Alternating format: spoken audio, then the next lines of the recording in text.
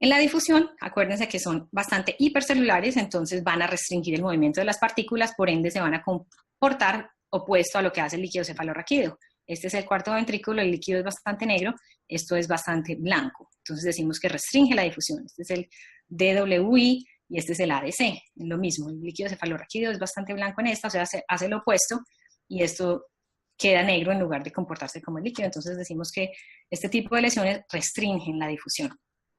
Pueden ser muy agresivos y pueden tener siembras subaracnoideas, como es el ejemplo acá. Esto no es normal. Nosotros en neuroradiología tenemos una ventaja y es que tenemos un lado derecho y un lado izquierdo y con esto podemos comparar.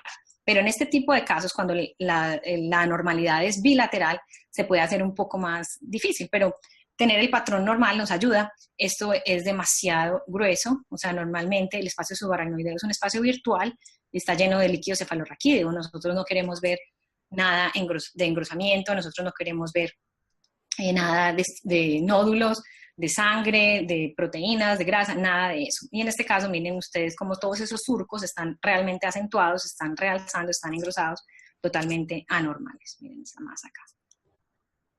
Entonces, ¿qué podemos decir del medulloblastoma? El medulloblastoma va a ser el tumor más común de fosa posterior en niños, con un 94% de origen en el cerebelo. De estos, el 75% va a estar ubicado en el vértex. Y por esto es que van a protruir al cuarto ventrículo desde su techo e inclusive pueden extenderse al tallo, que fueron los ejemplos que les mostré. Es un grado 4, entonces miren que es tan agresivo como prácticamente en la misma clasificación del glioblastoma multiforme para los adultos. La edad en promedio es más o menos los 9 años, en un 77% van a estar menores de 19. Predominio masculino, puede hacer siembras al líquido cefalorraquídeo como les mostré, alta celularidad, restringen, que ya lo vimos, y algunos pueden ser atípicos y ser diagnosticados pues, en la adultez, que por fortuna tienen mejor pronóstico. El ependimoma es entonces otro tipo de lesión infratentorial. Aquí tenemos corte sagital sin contraste, aquí postcontraste axial, nuevamente una lesión bastante infiltrativa, está centrada en el cuarto ventrículo, está produciendo algo de hidrocefalia obstructiva, porque miren ustedes cómo el cuerpo caloso se ve abombado. Normalmente el cuerpo caloso es algo más como así, en una disposición un poco más plana. Aquí está abombado, adelgazado, sabemos que esos son signos de hidrocefalia obstructiva. Otros ejemplos, miren la característica del ependimoma que puede ser muy típica en este tipo de localización con lo que llamamos también la operación burbujeante. Aquí tenemos un caso ya con múltiples masas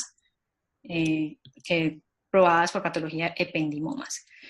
Entonces, es un amplio grupo de tumores, son el origen como tal es las células ependimales que tapizan el sistema ventricular y como él se extiende hacia la médula, entonces también pueden presentarse en la columna. Recuérdenlo, por favor. Todos los tumores, entonces, más o menos ocurren hasta en un 60% infratentoriales, por eso está en esta categoría, y pueden asociarse con neurofibromatosis tipo 2. Eso es algo también para recordar. Ya habíamos enunciado los meningiomas, ahora los ependimomas. El 50% pueden calcificar en tomografía. También tiene clasificación, o sea, hay unos que pueden ser muy agresivos, que son los anaplásicos, también bastante resistentes al tratamiento, pero la gran mayoría son grado 1, que son mixopapilares, o grado 2, que también son más indolentes, de un pronóstico no tan malo como los 3 y 4. El del ependimoma mixopapilar, la localización más frecuente es el cono medular. Entonces aquí les traigo un ejemplo muy bonito que lo tuve durante mi fellow en Wisconsin. Era un paciente joven que se presentó con esta masa. Entonces miren cómo realza fuertemente. Este tiene supresión de grasa, por eso es que se ven un poco los cuerpos vertebrales como oscuros y los discos, pero claramente está realzando el contraste. Y en este corte axial lo que les muestro es, miren cómo las raíces nerviosas como tal de la cauda equina están todas engrosadas. Entonces este también puede tener siembras leptomeningeas. El subependimoma, entonces, es otro tipo de masa.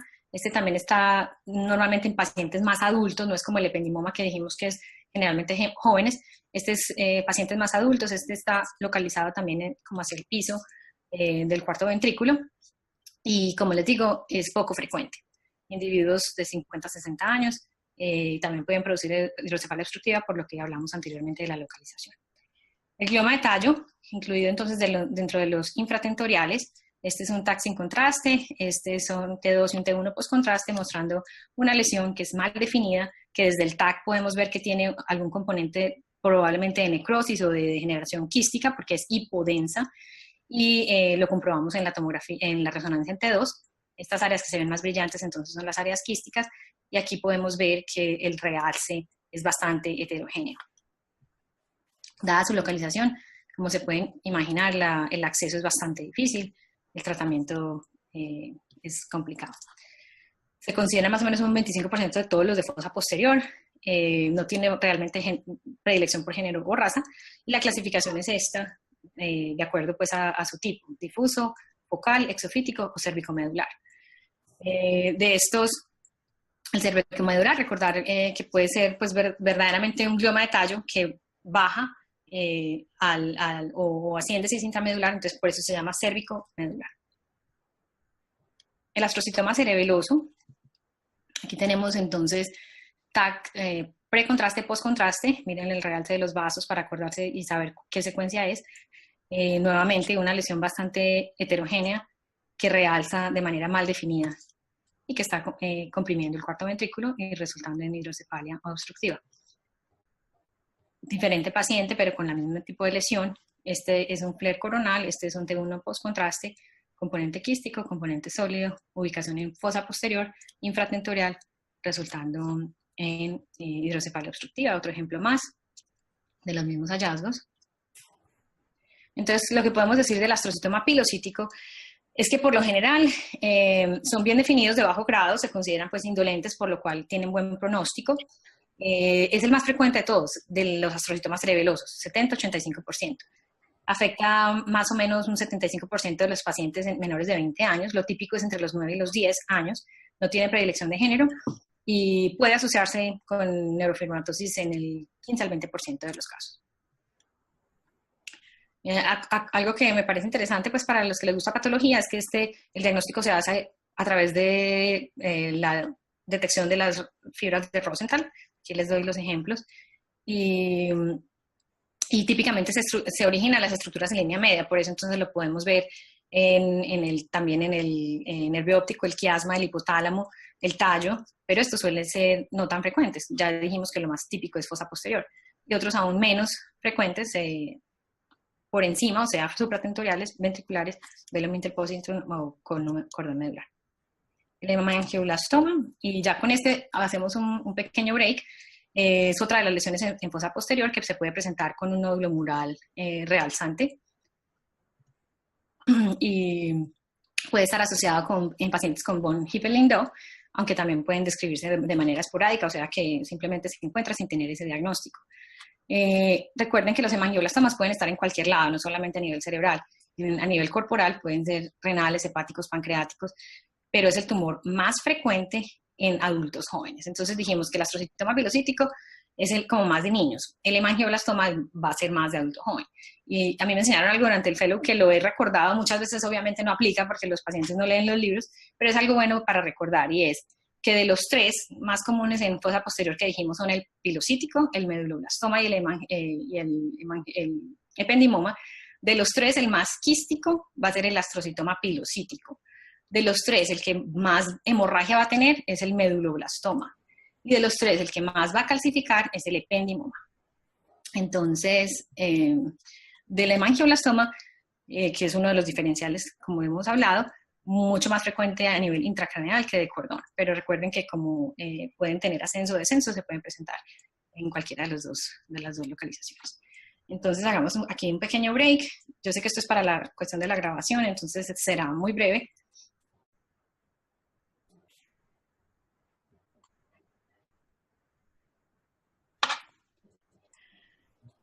Bueno, estamos de vuelta y en la categoría de localización de los tumores ya hablamos de los supratentoriales, infratentoriales. Ahora vamos a seguir con los celares y paracelares. Recuerden entonces que de los supratentoriales, el tumor más frecuente en adultos, by far, o sea, demasiado más frecuente, es el glioblastoma multiforme, que es el más agresivo, ¿ok? Recuerden que el tumor que se origina en las células ependimales que recubren el sistema ventricular, que puede estar asociado con neurofibromatosis tipo 2, es el ependimoma. Recuerden que el tumor extraaxial más frecuente, que dijimos que también se puede asociar con neurofibromatosis y que tiene reacción de algunas veces ósea por ser extraaxial, es el meningioma. Bueno, vamos entonces para la región celular y paracelular. Esta es una gráfica tomada de Amirsis, básicamente mostrando esta región. Entonces, esta es la glándula pituitaria, este es el quiasma óptico, aquí tenemos la carótida en sus segmentos pues, cavernoso y luego bifurca el término, o sea, donde se bifurca. Y aquí tenemos algunos de los pares craneales que se supone van a estar incluidos en el seno cavernoso. Entonces ustedes saben que nos encantan las memotecnias, entonces también hay una para este tipo de tumores, es SACHMO. Entonces incluye la S de sarcoidosis, la A de adenoma hipoficiario o aneurisma, la T de teratoma, germinoma, meningioma son otros, la C de craniofaringioma, H de amartoma, del tuber cinéreo o inclusive histiocytosis o glioma del hipotálamo, M de meningioma metástasis y otros con la O, dermoide, epidermoide, lipomas. Entonces estas son las lesiones más frecuentes que vamos a encontrar en la región celular o paracelular. Lo más frecuente también by far va a ser las lesiones pues como tal en la glándula pituitaria, adenomas, que dependiendo del tamaño nosotros los vamos a llamar microadenomas o macroadenomas. El límite es básicamente 10 milímetros, entonces algo que sea menor de 10 va a ser micro, mayor de 10 va a ser macro. Entonces aquí es un buen ejemplo. Los adenomas como tal, característicamente suelen tener un realce al contraste de manera tardía. Es por eso que si ustedes comparan, esta es el parénquima normal de la glándula pituitaria que normalmente realza ávidamente y de manera homogénea en fase tardía. Mientras que aquí vemos un área que tiene un defecto, ¿cierto? Entonces este es el adenoma, que si lo medimos va a ser menor de 10, entonces lo vamos a llamar microadenoma. Y está ejerciendo un poco de efecto de masa hacia la arteria carótida interna derecha. Comparen eso con este es un macroadenoma, entonces ya vemos cómo se está extendiendo no solo de la región celular, sino a la región supracelular, tiene un aspecto bastante lobular, está completamente rodeando los dos, lo que llamamos fluvoids, o sea, los vasos como tal, que normalmente deben simplemente verse libres de cualquier otro tipo de material, aquí están llenos de tumor, entonces este es un macroadenoma. Entonces los adenomas como tal son una de las neoplasias intracraneales más frecuentes. Dice que hasta en población asintomática se puede encontrar en autopsia por ahí hasta en un 15% de los pacientes, entonces realmente recuérdenlo porque es muy, muy frecuente. Y dependiendo del nombre que adquieren es por la hormona que están secretando, que los secretores son un 65% de ellos, o sea, la gran mayoría. Y de estos, la prolactina es la hormona más frecuentemente secretada, siendo un 48%, la del crecimiento en un 10%, la adenocorticotropina en un 6% y la tirotropina en un 1% nomás. Entonces, siempre recuerden, prolactina es como lo más frecuente para asociarlo. Aneurismas entran en esta categoría por localización, entonces aquí este es un buen hint para saber en qué localización estamos. Esto es simplemente calcificaciones ateroscleróticas en el segmento cavernoso de las arterias carótidas internas. Y aquí esta es una reconstrucción coronal. Si ustedes miran, esta es como las turbinas de la nariz, esto es más o menos el hueso pues, de la base de cráneo. Este es el esfenoides, el seno esfenoidal, y aquí entonces tenemos algo que es completamente asimétrico. Recuerden que yo lo que les mencioné, que en neuro tenemos siempre como comparar lo que nos ayuda. Entonces hay una lesión aquí que está expandiendo, que parece continuarse con el vaso, y es realmente un aneurisma. Estos son otros ejemplos. Aquí ustedes pueden ver que tiene como una apariencia un poquito más irregular. Este paciente había sido previamente tratado con coelos. Entonces, los aneurismas de la arteria carótida interna, el segmento cavernoso, están en este tipo de diagnóstico diferencial por localización. Generalmente se presentan con síntomas por su efecto de masa. Vimos todas las estructuras que hay involucradas de manera adyacente. Solo un 3% puede tener epistaxis y eso requiere colas. Pasemos al germinoma. El germinoma como tal, aquí les tengo unos casos, suele ser un tumor entonces de línea media, la localización pineal es lo más frecuente. Miren ustedes cómo la variación en la presentación, este es un tumor que es bastante sólido, ¿cierto? Hay unas áreas que realzan un poco más, pero en toda su extensión parece tener realce. Mientras que el aspecto superior es muy sólido, muy nodular, mientras que el inferior es muy quístico. Entonces, los germinomas pueden tener una apariencia bastante variable por imagen. Esta es la frecuencia en cuanto a la presentación. Son los más frecuentes en el sistema nervioso. Puede presentarse como discerminomas o también extracerebrales, o sea, gonadales. Los intracraneales son más frecuentes en pediátricos, 3 a 5%. Y como les digo, la localización pineal es más frecuente. Yo creo que eso es como el más importante. Se ha descrito muy frecuente en pacientes asiáticos con localización paraventricular, o sea, del ganglios de base o de tálamo. El craniofaringioma, también por localización, está aquí en esta categoría. Aquí tenemos una lesión que es bastante compleja, pareciera extenderse no solo de la región celar, sino a la supracelar, extendiéndose hacia fosa craneal anterior. Este componente es mucho más sólido, realza mucho más ávidamente que este otro.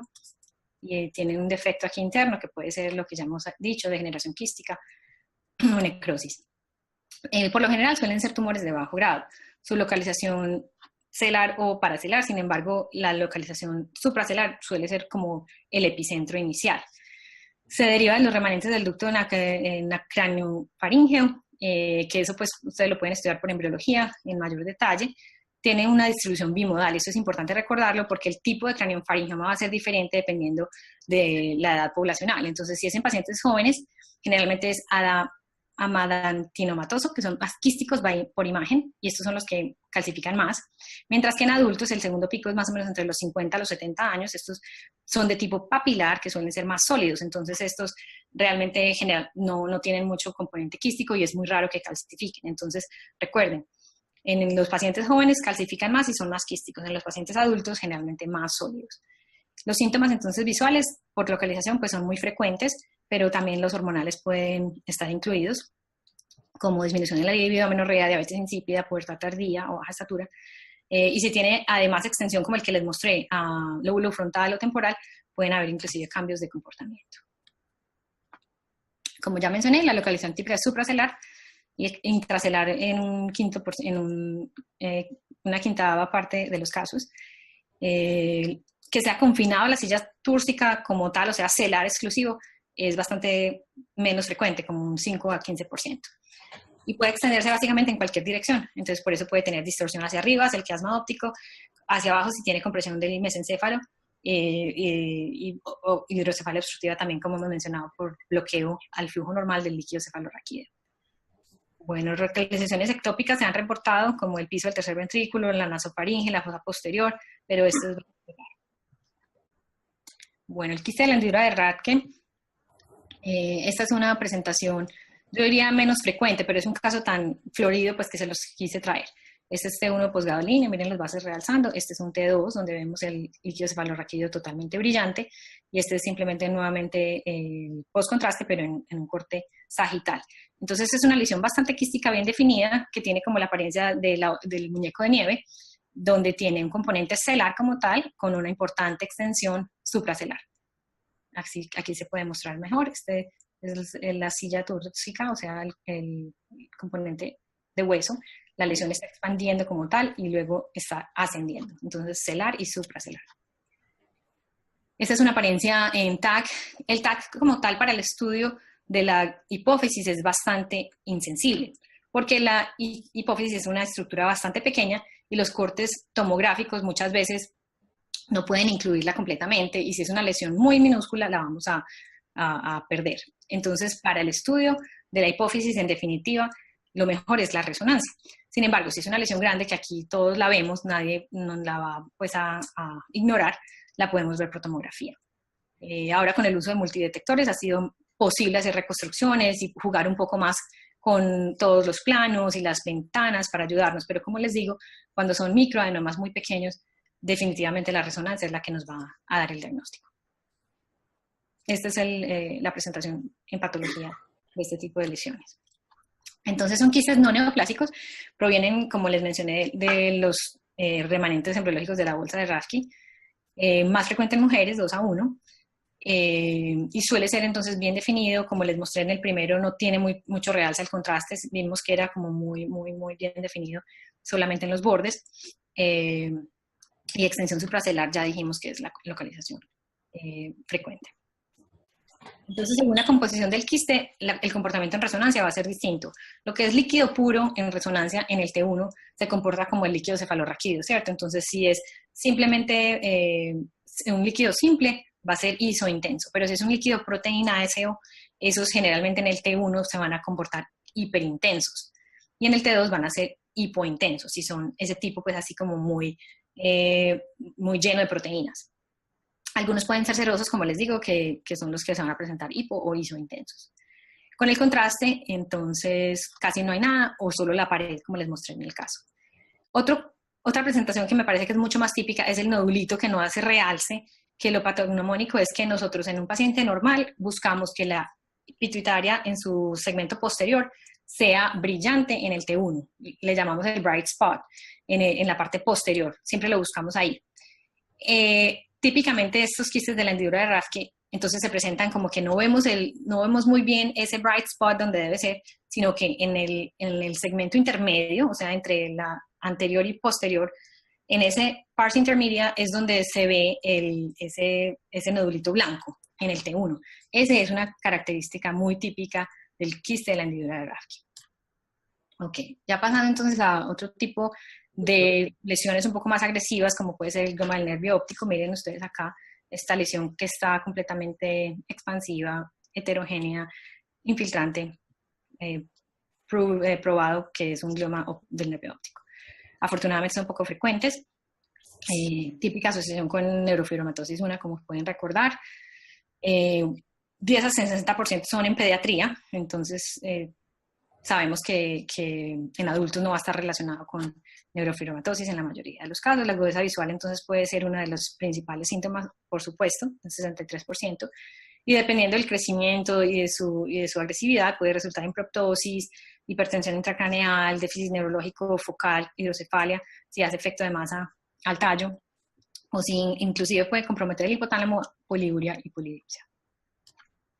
El amartoma del tuber cinereum, entonces aquí tenemos un corte sagital no contrastado en T1, donde vemos una lesión bastante grande. Si comparamos esto con la corteza, lo que les decía al inicio de la charla, nosotros comparamos todo con la sustancia gris, es muy isointensa, tiene la misma intensidad y está básicamente ubicada como entre los cuerpos mamilares y el quiasma óptico. Esa es la localización típica del amartoma del tuber cinereum, o sea que el epicentro va a ser el hipotálamo. Esto ya lo mencionamos. Los síntomas característicamente han descrito las convulsiones gelásticas, que quiere decir que es unas convulsiones en las que se pueden reír sin motivación. Pueden tener problemas visuales por localización y pubertad precoz. Bueno, meningiomas en esta localización también son frecuentes. Como ya hablamos en los otros cuando discutimos los supratentoriales, son entonces lesiones extraaxiales de cola dural. Si ustedes miran esta, por ejemplo, tiene una cola dural aquí que se extiende anteriormente. De pronto en este más como hacia seno cavernoso, pero igual en los dos lados muestra como su cola dural, inclusive hacia la convexidad aquí temporal, vemos que la dura está realzando de manera simétrica comparada con el otro lado. Entonces, los meningiomas ya los discutimos, suelen ser isointensos en T1 en T2, alto realce de manera homogénea con el contraste, localización extraaxial, cola dural. Esas son como las cosas para recordar. El maligno, entonces esa es el adenocarcinoma hipoficiario. Aquí vemos como la masa está infiltrando el clivus completamente. Y en el postcontraste hay una cantidad de nodulitos realzando que fueron metástasis en adenocarcinoma hipófisis. Doctora, sí. ¿me escucha? Sí.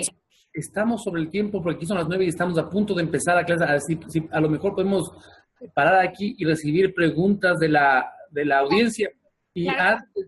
antes de eso decirle que su clase está excelente, es una de las mejores clases que he escuchado de tumores cerebrales y la mejor que he escuchado en español, así que le felicito y siga adelante, está muy bien. Muchas gracias. Sí, excelente. No sé si hay algunas preguntas del auditorio a la doctora. Yo sé que a ustedes les dieron como un test inicial antes de tomar la charla. Espero que con la charla ya las preguntas hayan sido mejoren. Ya, muy bien. Y también cree que podamos tener un PowerPoint de esta presentación para darles aquí a los asistentes Sí, yo creo que eso lo discutes con los doctores de Health for the World, porque ellos son los que van a quedar con la grabación. Entonces, la presentación va a estar ahí.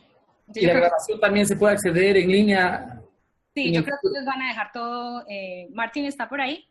De pronto él sabe un poco más al respecto, pero sí, la idea es que ellos están grabando todo para así tenerlo para ustedes y para el resto de la gente disponible. Ya, perfecto, luego coordinamos. Entonces, quedemos así. Le agradecemos mucho y nos vemos el día de mañana, ¿no es cierto? Tenemos otra clase mañana. Y el jueves también, según entiendo.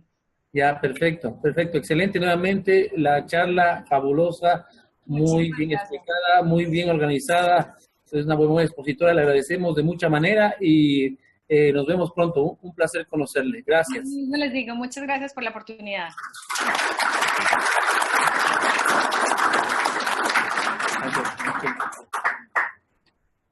¿Estamos listos? ¿Alguna pregunta de alguien? ¿Algo? ¿No? Hay una pregunta. Perfecto. Venga más acá para que lo oiga la doctora. Ya viene acá a sentarse para que le vea. Perfecto.